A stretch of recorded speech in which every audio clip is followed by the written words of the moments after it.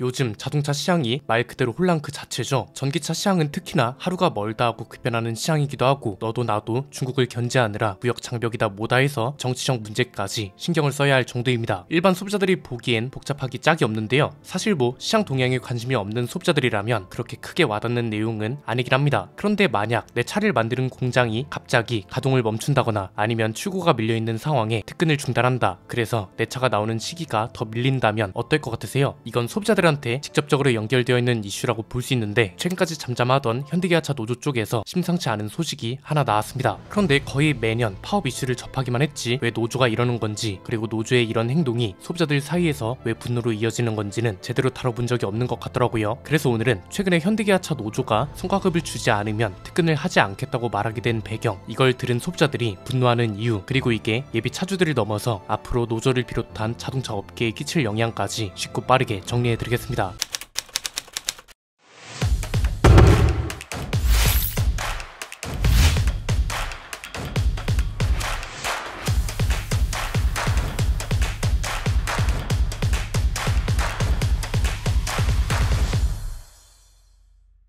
현대기아차 노조가 특근을 안 한다고 합니다. 야, 이거 지금 계약 넣고 기다리시는 분들은 화가 좀 날 것 같은데요. 왜냐면 요즘 가장 잘 팔리는 대세라 불리는 차가 하이브리드 차잖아요. 하이브리드 차는 수요가 워낙 많아서 대기 기간도 거의 8개월에서 많으면 1년을 넘기기도 합니다. 수요를 대응하려면 반도체 이슈 때처럼 공급이 열심히 달려져야 하고, 그러기 위해선 특근이 필요한데 노조가 지금 특근을 안 하겠다고 으름장을 놓고 있는 거죠. 일단 노조가 특근을 안 한다고 하는 이유부터 살펴봐야겠죠. 현대기아차가 올해부터 특별 성과급 지급 방식을 바꾸겠다고 발표했습니다. 이게 발단이라고 보시면 되는데, 최근 2년 동안 노사 교섭하고는 별개로 특별 성과급이 지급됐거든요. 2022년에는 400만원, 작년에는 400만원과 더불어서 주식도 성과급으로 나갔단 말이죠. 이게 말은 성과급이긴 하지만 경력금 차원으로 지급되던 건데, 올해는 특별 성과급 대신 새로운 보상 체계를 만들겠다고 발표를 했습니다. 총 성과 보상 차원에서 임단협에 포함되는 성과급을 조기 지급하겠다고 했는데요. 쉽게 말하면 이런 겁니다. 임단협 기간에 사측과 노조가 성과가 어느 정도 됐는지 심사하고, 이 심사 결과에 따라 성과급을 지급하겠다, 그냥 일반적인 성과급처럼 지급을 하겠다, 이렇게 이해하시면 됩니다. 기존보다 좀 더 까다로워지는 건 사실이겠죠. 사측은 일단 이렇게 바꾸겠다는 입장이고, 노조는 반발하는 중입니다. 노조 입장에선 사실상 특별 성과급이라는 걸 없애겠다는 걸로 받아들여지잖아요. 말 그대로 특별하게 추가로 지급되는 거라서 임단협 과정에서 결정되는 성과급하고는 다르다는 거죠. 특별 성과급은 애초에 노조와 협상 없이 경영진 재량으로 결정되던 겁니다. 이렇다 보니까 다른 계열사에서는 누구는 주고 누구는 안 준다, 그리고 이걸 국민들은 비판적인 시각으로 바라보기도 하고, 예상치 못한 논란도 너무 많이 발생하니까 회사 입장에선 차라리 총 성과급에 포함시키는 게 낫다, 이렇게 본 것 같습니다. 대신 노조가 반발할 걸 알고 조기 지급을 해주겠다고 하긴 했는데, 노조는 받아들일 수 없다는 입장인 거죠. 반발의 수단으로 특근을 거부하겠다고 한 거고요. 노조 입장은 이겁니다. 기아 노조에서 발표한 걸 보면 회사가 일방적으로 특별 성과급을 지급하지 않겠다고 통보했다, 이거고요. 특별 성과급을 이전처럼 받기 위해서 사측이 협조를 안 해주면 특근을 거부하겠다는 겁니다. 현대차랑 기아 노조 모두 이달 10일까지 예정됐던 주말과 휴일 특근을 모두 거부하고, 현대모비스 노조도 동참하기로 했다고 합니다. 이걸 우려하는 이유는 뭔가요? 당연히 생산 차질이겠죠. 특히 요즘 현대기아차는 하이브리드 차 판매량이 상당한데, 국내 생산 비중이 하이브리드 차는 70%, 전기차는 90%에 달하거든요. 국내 판매 물량뿐만 아니라 해외 판매 물량도 국내에서 대부분 생산한다는 거죠. 친환경차 쪽으로 수요가 워낙 몰리다 보니까 대기 기간도 상당하고, 그래서 수출을 확대하기 위해서 연초부터 친환경차를 중심으로 생산량을 늘리겠다는 전략도 세웠었다고 합니다. 노조가 특근을 거부하게 되면 계획에 차질이 생기는 거고, 이게 당장은 문제가 안 될 수도 있습니다. 재고 물량이 있긴 할 거니까요. 그런데 친환경차 쪽은 아무래도 수요가 많다 보니 비교적 재고 물량이 많지 않아서 특근 거부가 장기화되면 수요 대응에 차질이 생길 거란 겁니다. 이쯤 되면 궁금하실 겁니다. 현대기아차가 워낙 거대 기업이라 노조가 파업이나 특근 거부 같은 카드를 꺼내면 전 국민적 이슈가 되잖아요. 노조는 대체 왜 이러는 거고, 소비자들은 이걸 보고 왜 그렇게 화를 내는 걸까요? 사실상 남의 회사 직원인데도 말이죠. 크게 세 가지로 정리해 볼 수 있는데요. 첫 번째는 이번에도 파업으로 이어질 거냐, 이게 우선 중요할 것 같은데, 이번엔 파업으로 이어지기는 힘들 걸로 보입니다. 아예 성과급을 지급하지 않겠다는 것도 아니고, 일반 성과급에 비해 액수가 큰 것도 아닙니다. 그리고 생산 차질이라는 게 치명적이라는 걸 노조도 어쨌든 인지는 하고 있기 때문에 이번엔 파업까지는 가기 힘들 것 같습니다. 애초에 노조도 이번엔 파업을 언급하지 않기도 했고요. 파업까지 이어지기엔 명분이 비교적 작기도 해서 언급한 대로 특근을 일정 기간 동안 거부하고, 이 과정에서 합의가 이뤄지지 않을까 싶습니다. 두 번째는 그럼 노조는 대체 왜 이러는 거고, 소비자들 소비자들은 사실상 제3자인데 왜 이렇게 감정이입을 하는 걸까요? 일단 노조 입장에서 보면 파업은 당연한 일입니다. 노조의 사전적 정의만 봐도 알 수 있듯이 노동자들의 더 나은 삶과 환경 그리고 보상을 위해서 단체 행동을 하는 게 노조가 존재하는 이유이기도 하니까요. 사실 냉정하게 따지면 어떤 사람이든 노조원이라면 이런 행동에 동참할 수밖에 없을 겁니다. 이에 대한 성과급을 요구하는 거고 우리도 이 행동 자체를 마냥 비난할 수는 없는 거죠. 그런데 그럼에도 불구하고 소비자들은 왜 비판을 하느냐? 이건 노조가 요구하는 방법과 근거가 잘못됐을 때 문제가 더 커지곤 합니다. 그냥 근본적인 걸 따지면 됩니다. 성과급이라는 게 뭐지? 말 그대로 성과를 냈을 때 지급하는 게 성과급인데 어떤 성과가 있었길래 그리고 그 성과가 생산 노조나 사무직 노조하고는 얼마나 연관이 되어 있는지 이런 걸 알 수 있나? 이런 걸 근거로 제시하면서 성과급을 요구하는 건가? 이게 일단 첫 번째 의문인 거고요. 두 번째 의문은 왜 사측이 양보하지 않는다는 이유로 노조는 성과급을 쟁취하겠다는 이유로 그 수단을 특근 거부나 파업으로 하냐 이거죠. 이건 일반 사무직 노조와는 조금 다른 게 그냥 일반 회사원이 파업을 한다고 해서 이게 당장 소비자들이 피해로 가는 경우는 드물거든요. 그런데 이런 공장 생산 노조는 특히 소비자들한테 피해가 직접적으로 가는 거잖아요. 자동차를 생산하지 않으면 내가 차를 받는 시기가 늦어지고 이런 성과급이 많아지면 많아질수록 괜히 내 차 가격도 오르는 거 아닌가 이런 생각이 들 수 있는 거죠. 그리고 대부분의 직장인들이 월급이 안 오른다고 해서 단체 행동을 하진 않는데 지금 이건 성과에 따른 성과급과 더불어서 아예 별도로 특별 성과급도 요구하고 그 수단으로 특근 거부를 하는 거잖아요. 여기서 일종의 괴리감이 생기는 겁니다. 이런 걸 노조가 요구하는 게 그럴 만한 명분이 있으면 맞는 거죠. 그런데 또 성과급 지급이라는 건 회사에서 결정하는 것이기도 하면서 임단협 내용과는 별개로 특별 성과급을 또 받아가는 게 맞는 거냐 이런 의문들이 꼬리에 꼬리를 물면서 비판과 갑론을박이 치열해지는 거라고도 볼 수 있습니다. 좀 더 명확한 근거가 있으면 할 말이 없어지긴 합니다. 생산 노조가 성과급의 근거로 삼는 게 작년 현대기아차의 매출과 영업이익이거든요. 이미 많이 알려진 대로 역대급 실적을 기록했습니다. 그렇기 때문에 성과급을 지급해야 한다는 건데 보는 사람들 입장에선 아쉬운 거죠. 예컨대 공장 가동률은 올라가고 불량률은 내려가고 시간당 생산량 같은 전체적인 효율 수치가 증가했어요. 그러면 이건 매출이나 영업이익이 성장한 것에 기여를 했다고 볼 수 있는 거죠. 공장이라는 게 어쨌든 숫자로 카운트하는 체계는 분명 있기 때문에 이런 자료를 수집하는 게 그리 어렵지는 않을 것 같거든요. 항상 의문인 건 왜 특근을 거부하거나 파업을 한다고 할 때 이런 자료가 같이 공개되지 않는 건가 하는 거죠. 오히려 이런 게 투명하게 공개되면 소비자들 뿐만 아니라 사측도 충분히 성과급 지급 요구를 납득할 수 있을 텐데 이런 아쉬움과 의문 때문에 국민 정서에 비판 여론이 많이 깔리는 게 아닌가 싶습니다. 세 번째는 그럼 이걸 어떻게 받아들이고 어떻게 해결해야 하냐 이것도 참 중요할 것 같습니다. 왜냐면 현대차는 앞으로 칼을 빼들 수밖에 없는 입장이거든요.